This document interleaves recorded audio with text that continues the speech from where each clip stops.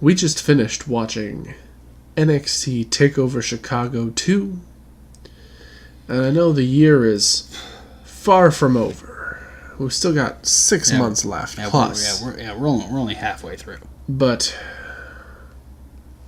I'm going to go out on a limb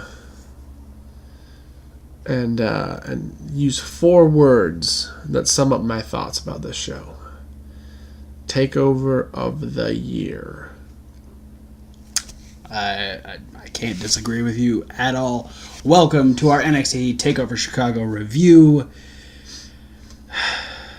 I'm just going to start off by saying good luck, Money in the Bank. Yeah, y'all got 3 matches that might live up to this, and 2 of them involve ladders. Y'all got no chance.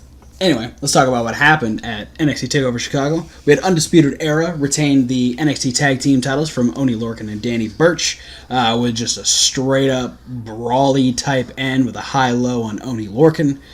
Ricochet defeated Velveteen Dream in a fantastic display of athleticism.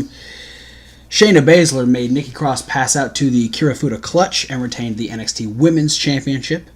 EC3 and Keith Lee were both in attendance for the NXT Championship match in which Alistair Black, after 2 Black Masses, was able to put down Lars Sullivan and retain the NXT title. And in the main event, due to Johnny Gargano's inability to just stop, Tommaso Ciampa defeated Johnny Gargano in the Chicago Street Fight.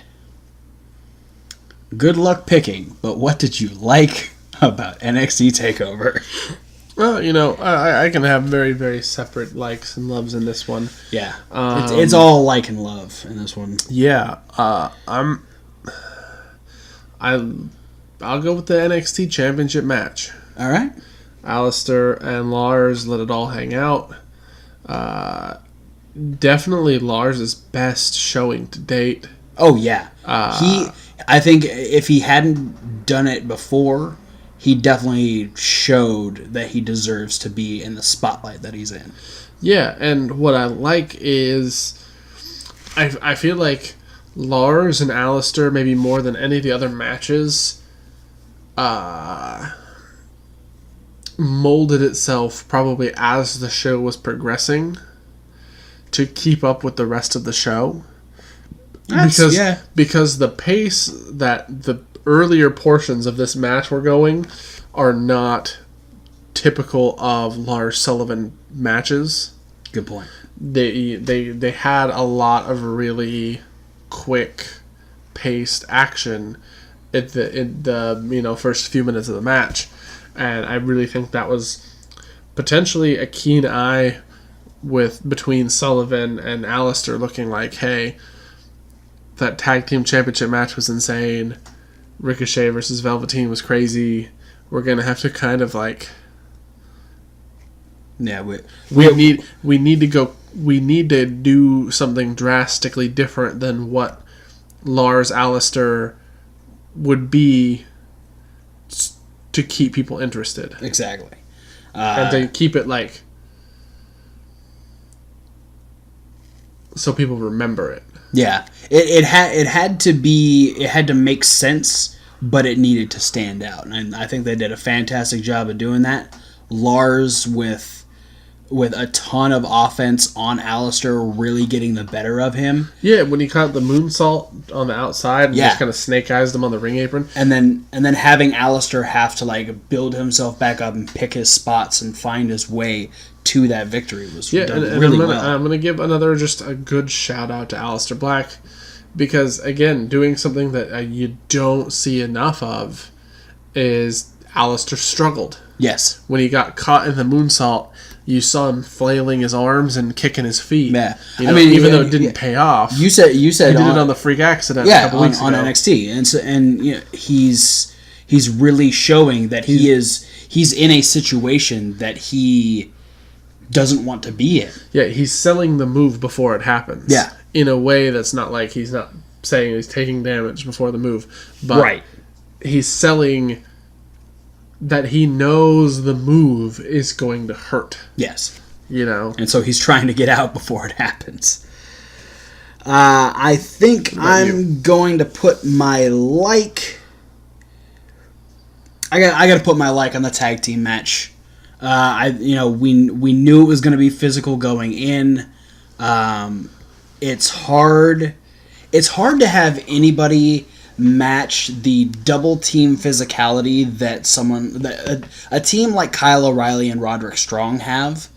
Yeah. But man, Oney Lorcan and Danny Burch are probably the closest thing you could get to a straight up match of just all out brawly type action. Oh yeah. And the two teams, they mirrored each other and complemented each other very well. I also really enjoyed the fact that straight out of the gate, Chicago was 100% behind Undisputed Era. And as the match continued, and even after it ended, Oney Lorcan and Danny Burch had earned the respect of Chicago. Yeah. Despite being booed at the beginning of the match when they were having their first flurry of moves, by the end of the match, people respected what the two of them did. Yeah, and it's as much as you said, Lars proved he belonged in the NXT upper echelon with his performance. Right. Same thing for Oney and Burch. Exactly. Came out of the gates and from the beginning looked like they were aiming to cement themselves as a team to look out for and definitely a future potential tag team champion. Yeah. All right. Go ahead and pick your love because, there was two standout matches. Whichever one you don't pick, I'm going to talk about. So, which one are you going to go with?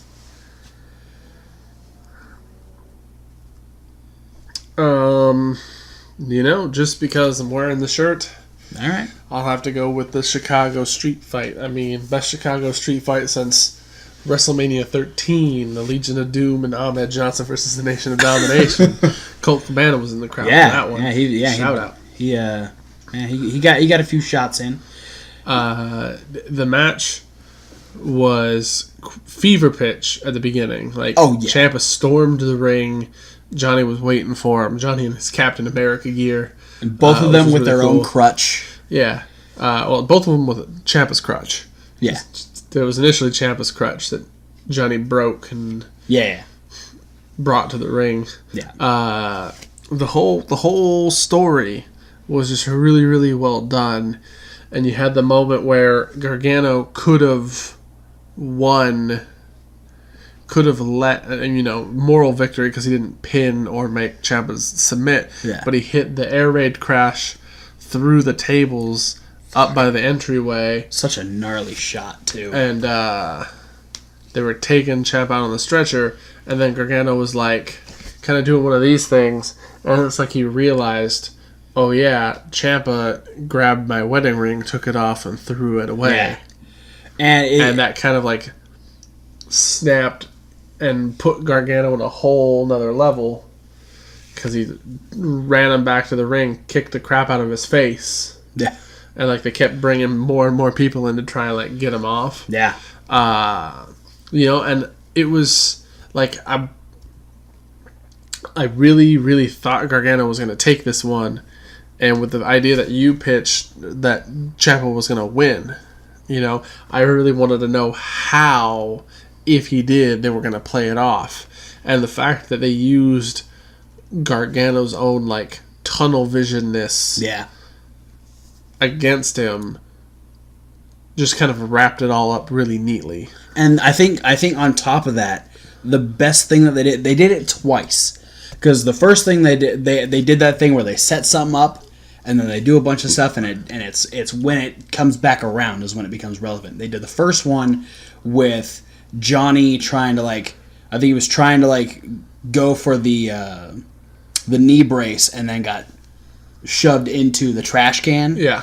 But then to have the exposed ring that Ciampa originally set up, nothing ever actually happened on that spot, for that to be the reason for that, just the straight up DDT. Simple move, caught Johnny Gargano by surprise.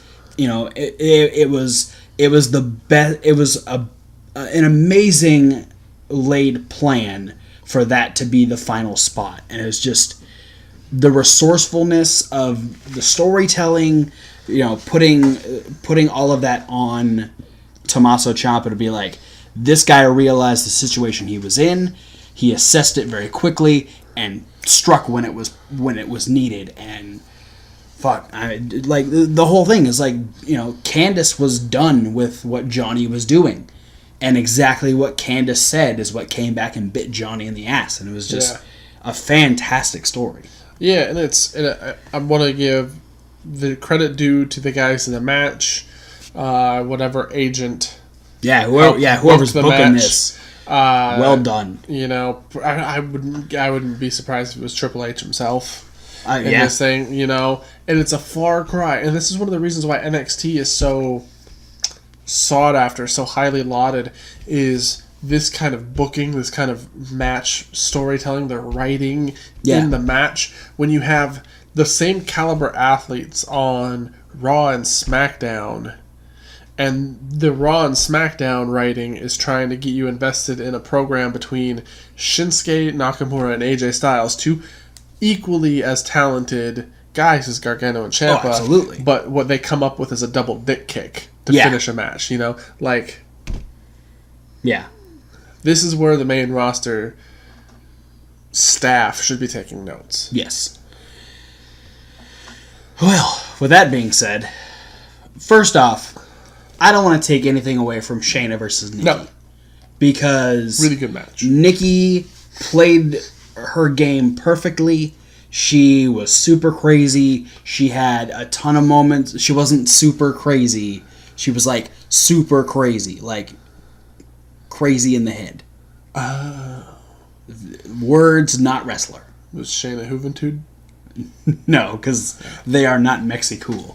They are... I don't know. They don't like each other. They're not... I don't know. Anyway, you threw me off. Really good match. Yeah, and you know, really well done. Another really good story. Yeah. But oh my god. To start off, Velveteen Dream. Coming out dressed up like Hulk Hogan. The shirt, the boas, the bandana. Prince Puma tights. Hang on. I'm getting to that. Because that was the best realization for me. Because I was already like, holy shit. This guy's trying to get heat by being Hogan. This is fantastic.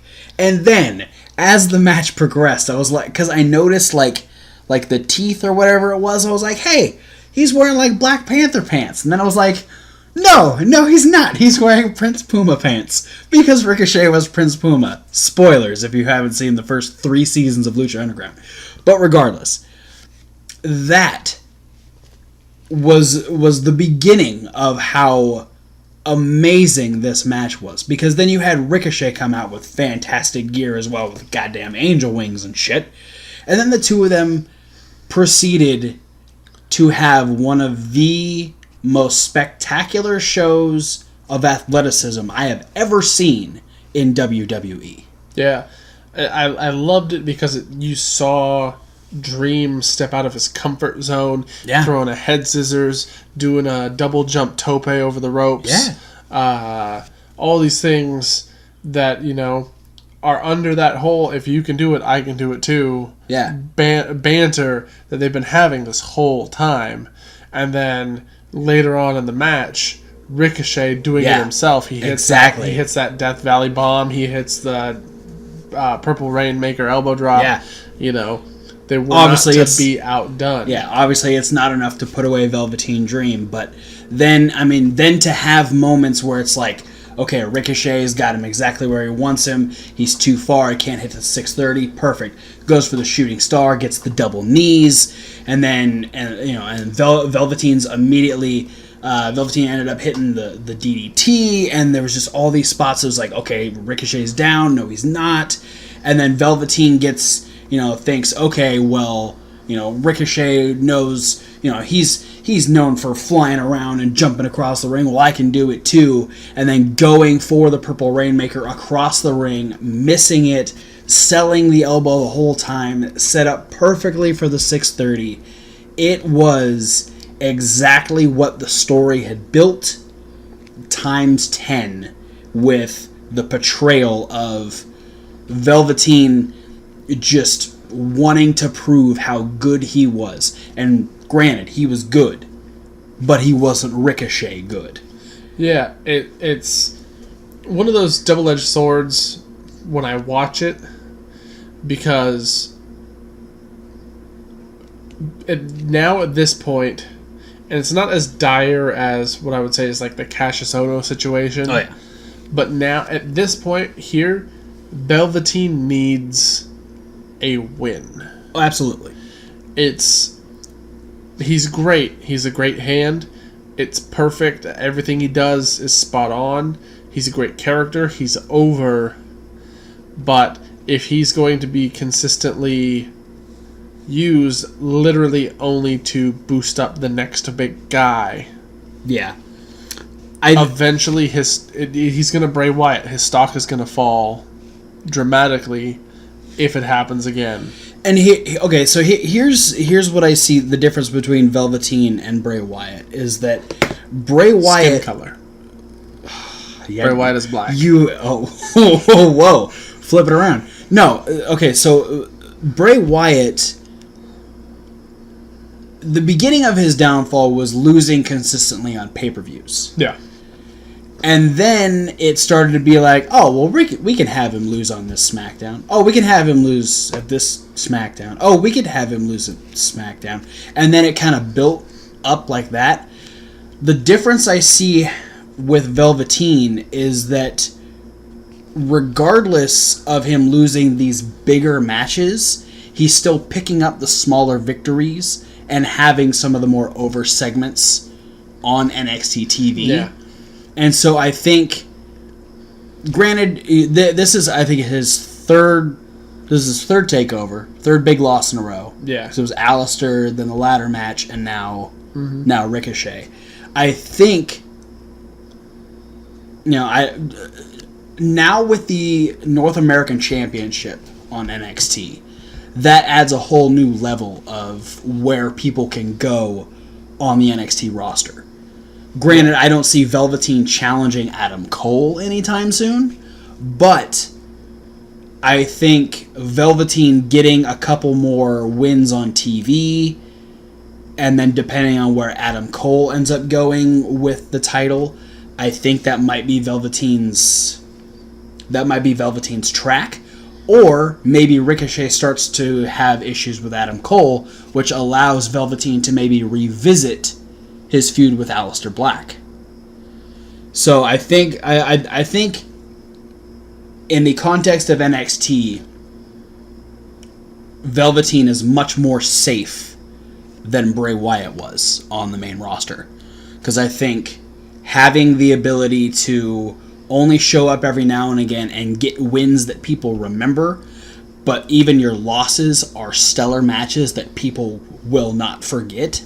Yeah, that's going to help him significantly. I guess there's a testament to the opposite being true, though, because I just went back and looked at the results of the last consecutive takeovers, and he beat Cassius Ohno 2 takeovers ago. Oh. And I don't remember anything about it. Well, so that's to me saying that his losses mean more to the booking than his wins do. So I'm waiting to see, because again, had to have been a hard fought match because it was Cassius Ohno. Yeah, I think that was still when Cassius was still a fair. That was Cassius just after his loss to whoever the champion was at the time. I'm blanking on who it was. It was either Rude or Andrade. Yeah, I think it was Bobby Roode. So I think Cassius was already kind of segueing into that. I'm gonna make the next guy look big. Yeah. But I think Velveteen has had memorable storylines that keep him relevant. Yeah. I'm going to go out and say not only is this going to be Takeover of the Year, but I have a feeling in the same way Velveteen and Alistair won Feud of the Year, it's going to go to Ricochet and Velveteen Dream. I would agree. All right, real quick, did you dislike anything? I'm not going to say it was a dislike. I'm going to say it was the only detraction from the show that I could point out. Okay. And as much as we said, okay, this was a great showing for Lars Sullivan. Yes. He did have a very, very rookie mistake. Yes. And it's Alistair swung and completely whiffed a black mass by about 1.5 feet. Yeah, and he still Lars still sold it. Yeah. Albeit, it is a lot harder to tell what's going on when there's somebody's doing it behind you. Right. But at the same time, you know... Get on that shit. You're in a title match. Yeah, it's... I don't know. I don't know how they could have changed it up to avoid it happening. You know, Alistair... Do we put it on Alistair for not positioning himself well enough to actually make contact with Lars Sullivan? Do we put it on Lars for to sell something that he couldn't see what happened? I think the problem was that Lars was actually supposed to step into it, and he just stayed too close to the ropes. The lucky part for them was that it wasn't the end of the match. Yeah, they had 2 other black mass shots to make up for that, so And what I loved is that the crowd was so amped at the end of the match. Yeah. Even though they called out the match, even though they called out the move. When that botched kick was literally maybe 1.5 minutes, if that, away from that. They erased that within a matter of one series of moves. Yeah.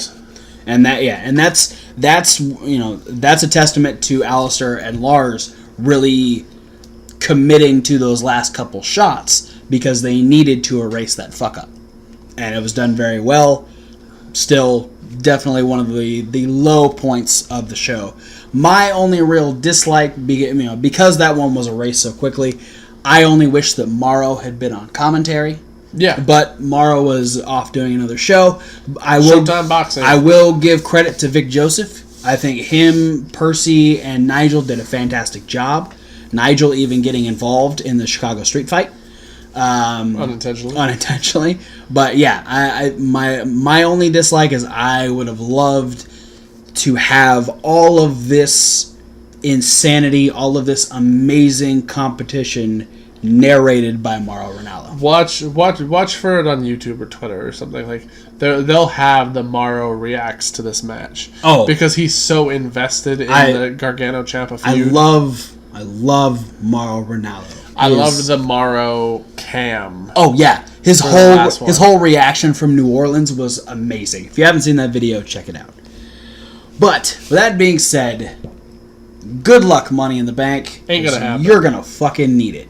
You have 11 matches and you're not gonna... No, it's not gonna happen.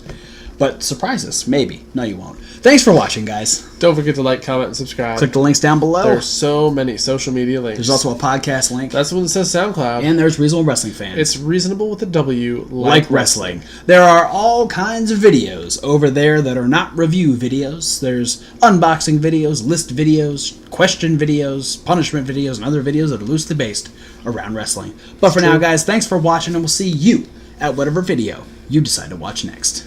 There is one saving grace to Money in the Bank. Yeah. Yeah. It's fuck Modus.